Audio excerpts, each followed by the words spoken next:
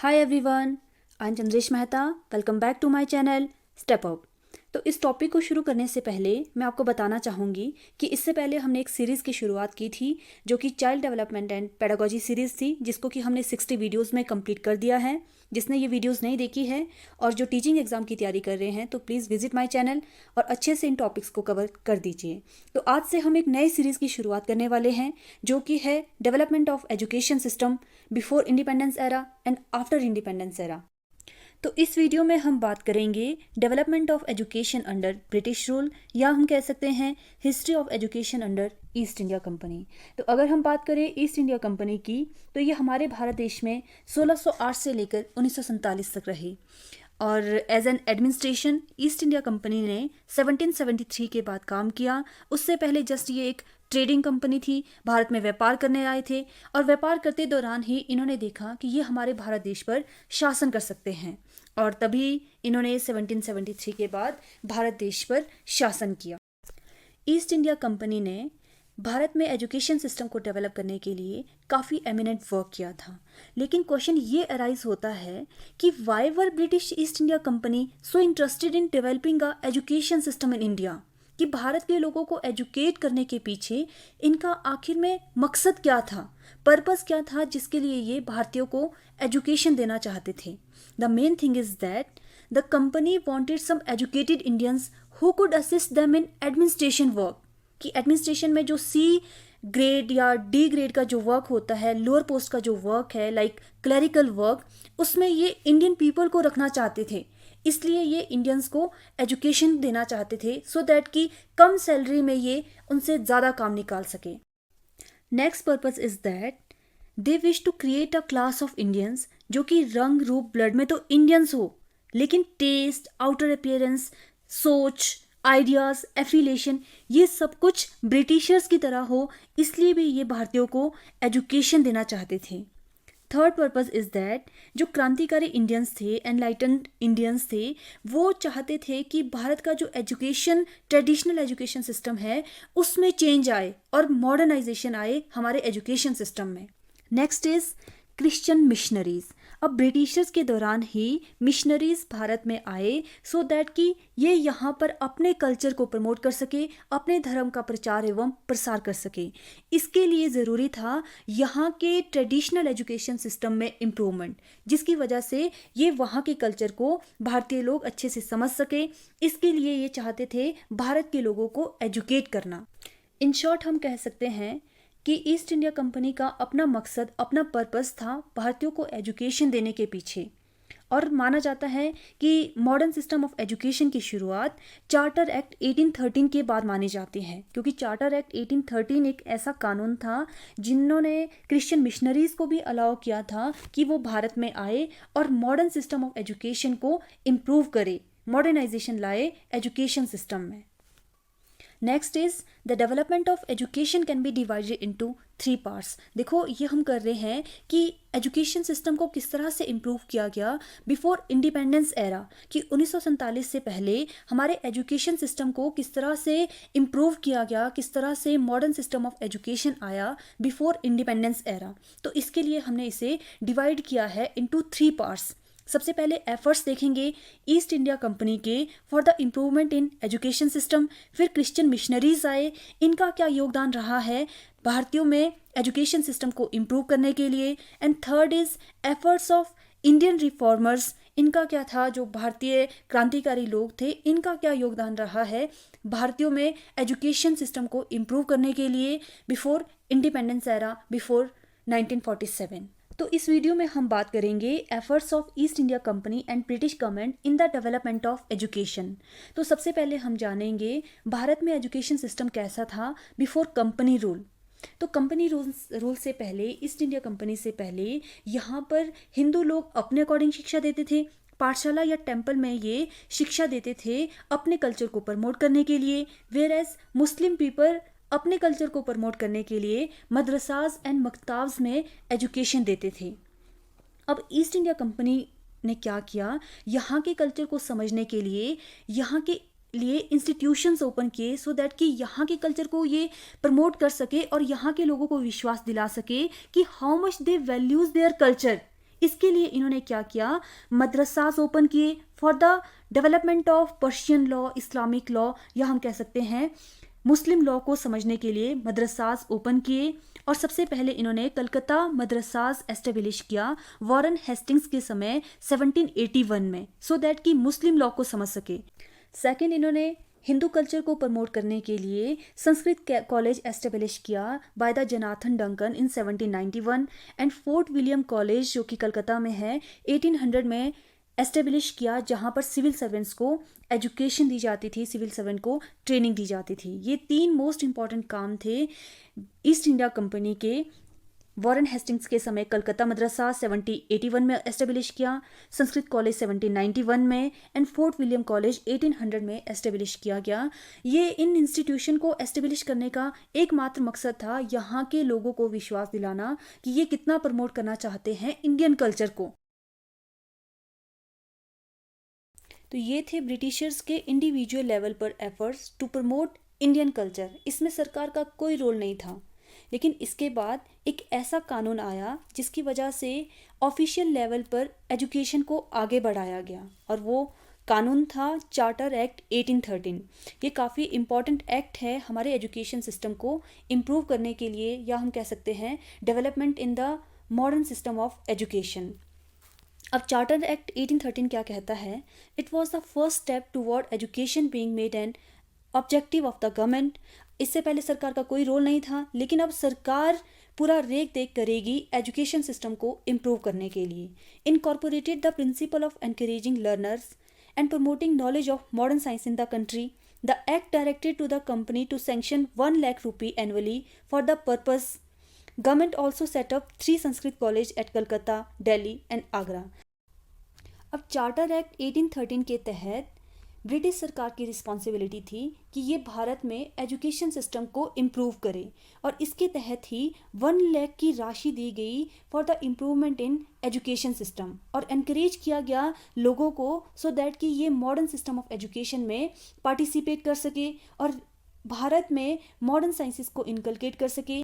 Charter act 1813 ने ही Christian missionaries को allow किया था कि वो भारत आ सकते हैं और यहाँ पर अपने धर्म का प्रचार एवं प्रसार कर सकते हैं। लेकिन charter act 1813 did not specify few things, like कि मीडियम ऑफ इंस्ट्रक्शन क्या होना चाहिए।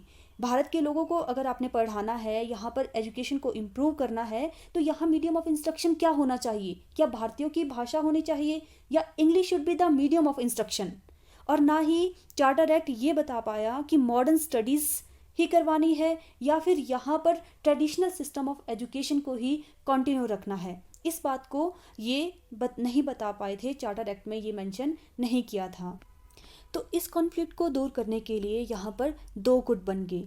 एक गुट ओरिएंटलिस्ट का था तो दूसरा एंग्लिसिस्ट का था। अब ओरिएंटलिस्ट वो लोग थे जो मानते थे, जो चाहते थे कि medium of instruction should be the vernacular language. अब वर्नैक्युलर लैंग्वेज होता है यहाँ की स्थानीय भाषा, native language should be the medium of instruction.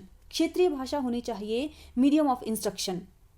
The orientalist were the people who had sound knowledge of language and culture of Asia. They forward the development of Sanskrit and Persian language in India. They also wanted the medium of instruction to be vernacular language. और most famous orientalist जो थे वो थे William Jones, जो कि hardcore orientalist थे, promote करना चाहते थे इंडियन एजुकेशन को in their native language, in their vernacular language. और दूसरा गुट था एंग्लिसिस्ट का। अब एंग्लिसिस्ट कौन थे? जो चाहते थे कि medium of instruction should be English, कि इंग्लिश लैंग्वेज में ही यहाँ के स्थानीय लोगों को, भारतीय लोगों को हमने एजुकेशन देनी है। ये ओरिएंटलिस्ट और एंग्लिसिस्ट के बीच काफ़ी लंबे समय तक कंट्रोवर्सी चलती रही कि मीडियम ऑफ इंस्ट्रक्शन क्या होना चाहिए। तो इसी बीच विलियम बेंटिंग के शासन में लॉर्ड मैकाले आए और इन्होंने एक पॉलिसी बनाई। इसी पॉलिसी को जो है लॉर्ड मैकालेस मिनट 1835 के नाम से जाना जाता है, जो कि फेवर में थे एंग्लिसिस्ट के, जो चाहते थे medium of instruction should be English language, कि भारतीयों को एजुकेशन देनी है and medium of instruction should be English language. And he believed in education of a few upper and middle class student. तो ये चाहते थे कि हम एजुकेशन देंगे, लेकिन हम फ्यू पीपल्स, कुछ ही लोगों को एजुकेट करेंगे, हम नंबर ऑफ मासेस को एजुकेट नहीं करेंगे, हम सिर्फ कुछ ही लोगों को एजुकेट करेंगे और उनकी रिस्पॉन्सिबिलिटी होगी कि वो नंबर ऑफ पीपल या नंबर ऑफ मासेस को आगे एजुकेट करें. In course of time, education would trickle down to the masses. This is called infiltration theory. ये काफ़ी इंपॉर्टेंट पॉइंट है कि infiltration theory क्या है, जहाँ पर जो ब्रिटिशर्स है वो मिडिल क्लास या फिर हाई क्लास, अपर क्लास लोगों को एजुकेट करेंगे, फिर इनकी रिस्पॉन्सिबिलिटी होगी नंबर ऑफ मासेस को एजुकेट करने की. He wished to create a class of Indians who were Indians in color and blood, but English in taste and affiliation. This is called downward filtration theory. तो ये क्या चाहते थे, ये एक ऐसा वर्ग क्रिएट करना चाहते थे जो कि रंग रूप और ब्लड में तो इंडियंस हो, लेकिन उनका टेस्ट, कल्चर, आउटर अपीयरेंस, उनकी सोच, एफिलिएशन, ये सब कुछ ब्रिटिशर्स की तरह हो. तो ये एक ऐसे वर्ग का निर्माण करना चाहते थे. इसी को ही डाउनवर्ड फिल्ट्रेशन थ्योरी कहा जाता है और ये मोस्ट इम्पॉर्टेंट है. तो वास्तव में ब्रिटिशर्स का यही मकसद था इंडियन को एजुकेट करने के पीछे, कि ये एक ऐसा वर्क क्रिएट करना चाहते थे जो कि ब्लड या रंग में तो इंडियंस हो, लेकिन टेस्ट, कल्चर, पहनावा, ये सब कुछ ब्रिटिशर्स की तरह हो. तो ये था लॉर्ड मैकाले मिनर्स 1835, या हम कह सकते हैं डाउनवर्ड फिल्ट्रेशन थ्योरी. नेक्स्ट है वुड्स डिस्पैच 1854. ये काफ़ी इंपॉर्टेंट घटना है 1835 के बाद, जो कि इंडियन एजुकेशन सिस्टम को एक नया रूप देती है. अब इसके तहत क्या होता है, इसको कहा जाता है Magna carta of English education. ये बहुत ही इंपॉर्टेंट लाइन है कि किस कानून या किस पॉलिसी को कहा जाता है Magna carta of English education. तो ये फर्स्ट पॉलिसी ऑफ एजुकेशन थी जो प्रमोट करती है इंग्लिश लैंग्वेज को. अब वुड्स डिस्पैच क्या है, इसके according it asked the government of India to assume responsibility for education of the masses, thus repudiating the downward filtration theory at least on the paper. इसके according क्या है, क्योंकि देखो 1835 जो लॉर्ड मैकाले मिनट आया, उसने क्या कहा कि जो ब्रिटिश सरकार है उसकी रिस्पॉन्सिबिलिटी है सिर्फ अपर क्लास के लोगों को एजुकेट करने की, फिर इनकी रिस्पॉन्सिबिलिटी होगी नंबर ऑफ मासेस को एजुकेट करने की. लेकिन वुड्स डिस्पैच आया, इन्होंने कहा कि सरकार रिस्पॉन्सिबिलिटी ले नंबर ऑफ मासेस को एजुकेट करने की. ऐसा नहीं होना चाहिए कि आप कुछ ही लोगों को या अपर क्लास या मिडिल क्लास के ही लोगों को आप एजुकेट करें. अब सरकार की रिस्पॉन्सिबिलिटी होनी चाहिए कि वो नंबर ऑफ मासेस को जो है एजुकेट करे. तो इसी वजह से ही वुड्स डिस्पैच ने ही क्या कहा, डाउनवर्ड फिल्ट्रेशन थ्योरी को रेपिड्यूट किया, अवॉइड किया at least on the paper. Next is it systematise the hierarchy from vernacular primary school in village at bottom, followed by Anglo-Vernacular High School.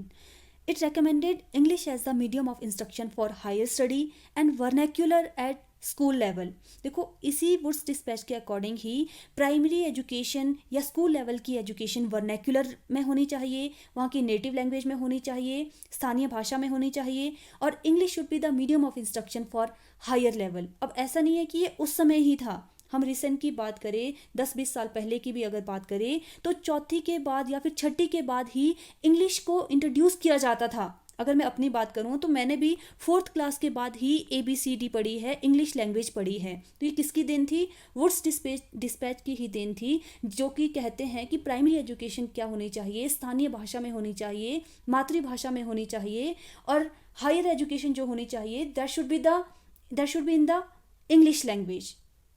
तो ये वुड्स डिस्पैच की ही then है, और इसलिए इसको जो है Magna carta of English education कहा जाता है, क्योंकि इंग्लिश को इन्होंने कंपलसरी कर दिया था हायर एजुकेशन में मीडियम ऑफ इंस्ट्रक्शन के लिए. वुड्स डिस्पैच 1854 के तहत ही डेवलपमेंट हुई है, अलग अलग यूनिवर्सिटी सेट की गई लाइक कलकत्ता, बॉम्बे, मद्रास, और डिपार्टमेंट ऑफ एजुकेशन सेट किए गए अलग अलग प्रोविंसेस में. प्रोविंसेस मानो तो उस समय प्रोविंसेस कहा जाता था स्टेट्स को. तो हर एक स्टेट में अलग अलग डिपार्टमेंट बनाए गए एजुकेशन के. बैथून स्कूल सबसे पहला स्कूल था in the development of women education, इसको एस्टेब्लिश किया गया. एंड एग्रीकल्चर इंस्टीट्यूट ओपन किया गया पूसा बिहार में, and engineering institute eight Roorkee were started. अब ये जो IIT रुड़की है was also establish in the time of, हम कह सकते हैं, वुड्स डिस्पैच, और ये पहला टेक्निकल इंस्टीट्यूशन था जो कि इस समय इसकी शुरुआत की गई. तो ये फेमस या हम कह सकते हैं इम्पॉर्टेंट वर्क थे वुड्स डिस्पैच 1854 के. नेक्स्ट हम जंप करेंगे 1854 के बाद डायरेक्ट 1882 में, जब हंटर एजुकेशन कमीशन को इनेक्ट किया गया। अब हंटर एजुकेशन कमीशन इसलिए लाया गया सो दैट कि ये चेक कर सके इम्प्लीमेंटेशन ऑफ वुड्स डिस्पैच, कि वुड्स डिस्पैच में जितनी भी रिकमेंडेशन थी क्या उसको फुलफिल किया गया। And extension and improvement of primary education should be imparted through vernacular language. Hunter education commission का मेन ऑब्जेक्टिव, मेन मोटो था प्राइमरी एजुकेशन को इम्प्रूव करना और मेक श्योर करना कि प्राइमरी एजुकेशन आप स्थानीय भाषा में दो, वर्नैक्युलर लैंग्वेज में दो। W. Hunter to review the progress of education in the country since the dispatch of 1854, and high school education should have two division, literary and vocational, कि जो तो एजुकेशन को कंटिन्यू करना चाहते हैं वो तो लिटरेरी में जाएंगे, मतलब आगे +1 +2 कॉलेज यूनिवर्सिटी लेवल तक जाएंगे। जो स्किल्स को एनहांस करना चाहते हैं वो वोकेशनल कोर्सेज में ही एनरोल होंगे after 10th class, after higher school. Due attention to inadequate facility for female education, हम कह सकते हैं कि हंटर एजुकेशन ने प्राइमरी एजुकेशन और वुमेन एजुकेशन पर फोकस किया है।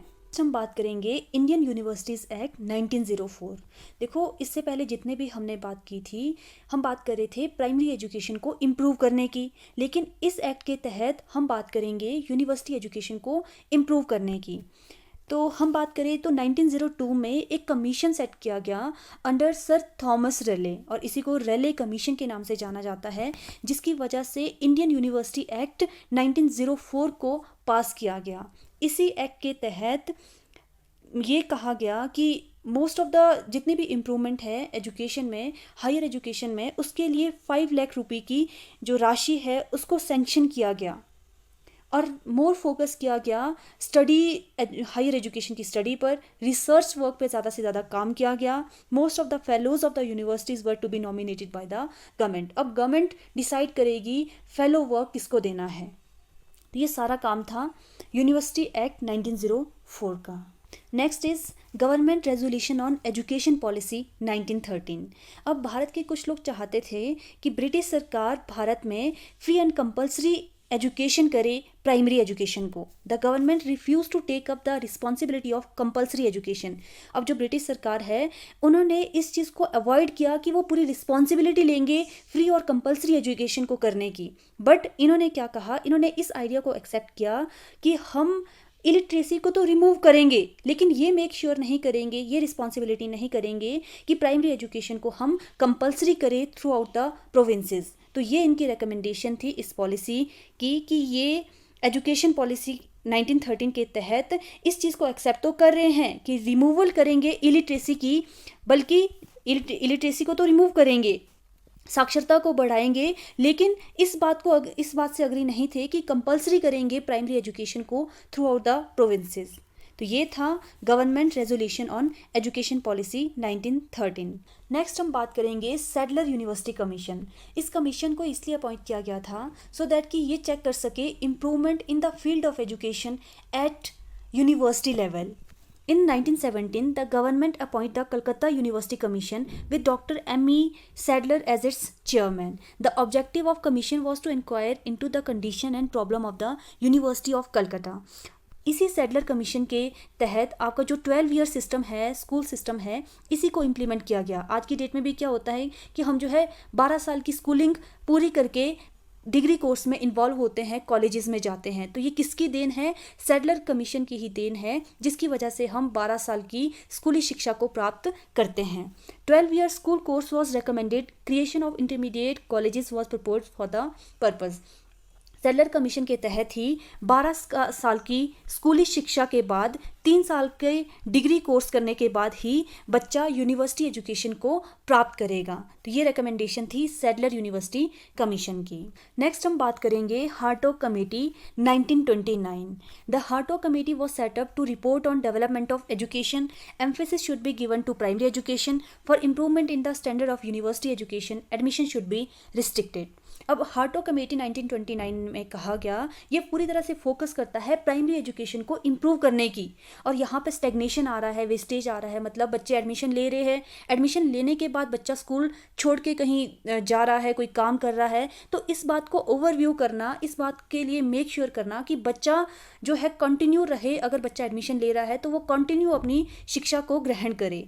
लास्ट हम बात कर रहे हैं 1944 की घटना की, जो कि है सार्जेंट प्लान ऑफ एजुकेशन। अब इस सार्जेंट प्लान को इम्प्लीमेंट क्यों किया गया था? The Sargent plan was the education adviser to the government, was worked out by the central advisory board of education in 1944. It recommended pre-primary education for 3 to 6 years, free and universal education for 6 to 11 year, high school education for 11 to 17 and university course for 3 year after secondary education. अब ये sergeant plan ही था जो सबसे पहले बात करता है pre primary education की।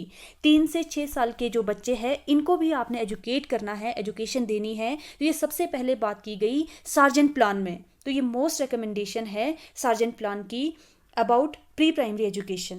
सो that's all about the education reforms under British rule. I hope this topic is clear to all of you. कोई डाउट है, क्वेरी है तो कमेंट सेक्शन में ज़रूर कमेंट कीजिए। And if you find this video useful, please like and share it with your friends. Thanks for watching step up. Stay connected.